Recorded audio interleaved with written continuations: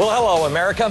Many colleges all across the country last week, it was homecoming. Students celebrated, they had dances, they had parties, football games. Everybody cheered. Also last week was Islamofascism Awareness Week. Boy, things have changed. And let's just say at our universities, the response was a little different than it was for homecoming week.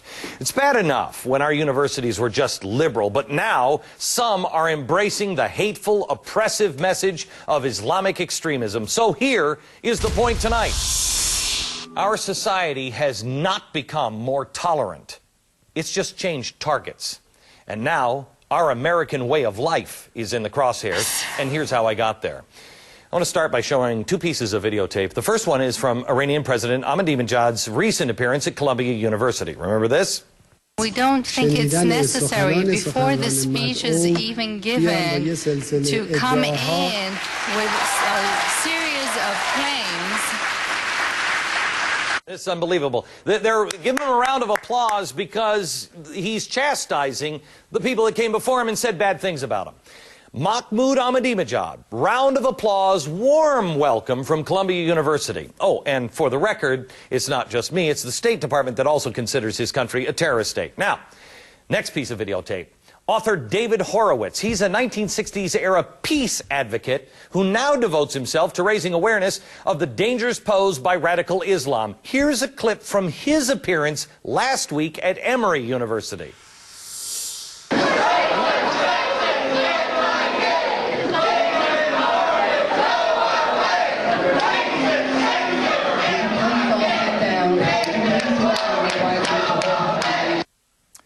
Racist, sexist, go away. Iran's murderous leader gets applause, and the voice of reason gets chanted off stage. Police, by the way, couldn't subdue the crowd at Emory, and Horowitz had to leave under armed guard. Tonight, America, here is what you need to know. Islamic extremism is evil, plain and simple, and it is time to put political correctness away and face the truth. Under Islamic extremism Sharia law, women are legally only worth 1/3 of a man. For accusations of infidelity or even talking to another man other than her husband, a woman can be stoned to death. Women can't participate in business or politics. Homosexuals and handicapped are sacrificed, usually by hanging. Children are not given access to normal schooling so they can be indoctrinated in radical Islamic belief. And some are specially selected to become suicide bombers. When the extremists don't agree with your political or cultural beliefs, they'll hijack planes and they'll fly them into buildings, killing thousands. If you're a member of the press, hey, good news. They may only chop your head off, post that video online. This is not opinion. It is documented fact. Ahmadinejad is the living symbol of hate and oppression in our world. Islamic extremism is the most dangerous and destructive force on the planet. Now, I know it's cool for college kids to be contrary and wear their cool Che t-shirts to poetry readings, but there's got to be a line in the sand that can't be crossed, doesn't there? Many campuses have zero tolerance when it comes to hate speech, and it needs to apply to people like Ahmadinejad and those who champion his evil beliefs. Parents, our universities have been hijacked, and it's not just by tweety liberals. It's by those who want to seem so open-minded that they'll welcome a modern-day Hitler on the campus, but they will not provide a forum for the dangers of Islamic extremism to be exposed. It is no longer about right versus left or Democrats versus Republicans. This is about ideologies. Some colleges feel that fascism is less oppressive than democracy and freedom. That, my friend, is a lie, and we cannot allow that lie to see daylight. If we don't get control and drive the hate mongers off of our campuses and away from our kids, we may find that the price of free speech is a lot higher than we think. Author and activist David Horowitz, driving force behind Islamofascism Awareness Week.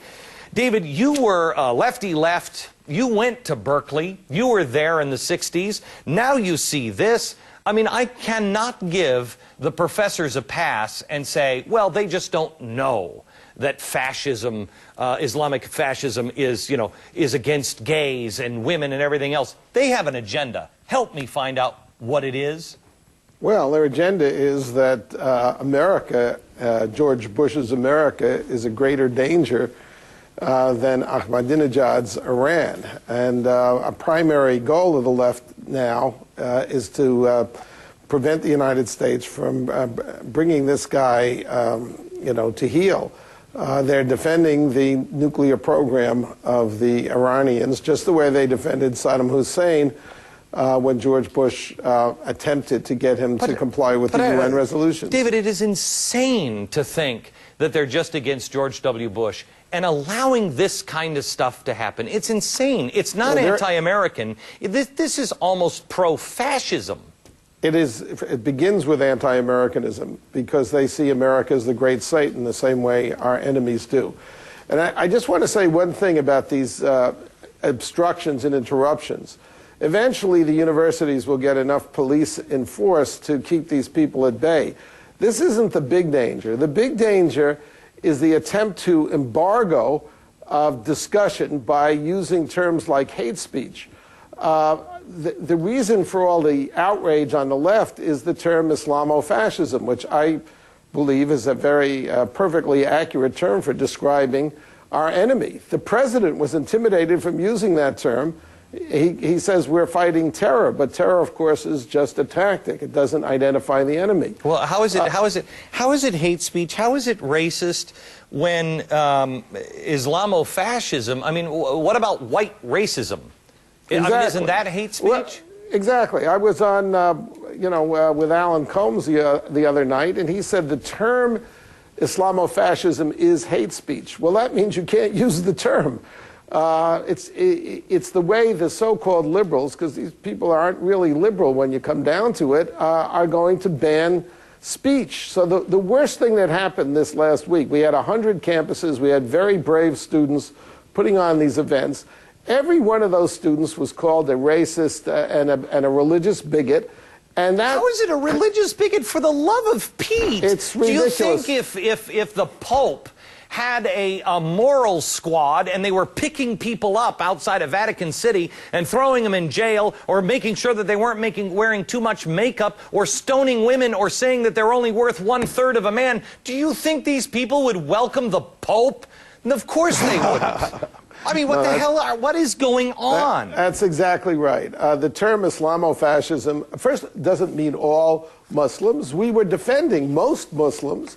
If you believe that there are moderate Muslims, and I do, we were defending them. We were defending Muslim women from being abused. Jeez. And yet, we were called sexist because the terms are not used to describe anything real. What they are, they're terms to shut you up, to paint a target on your back and make everybody hate you so they won't listen to you to begin with. David, I appreciate it. I have to tell you, I have no idea how long it is before we lose control of our country with the indoctrination that is going on right now. This is dangerous, dangerous stuff.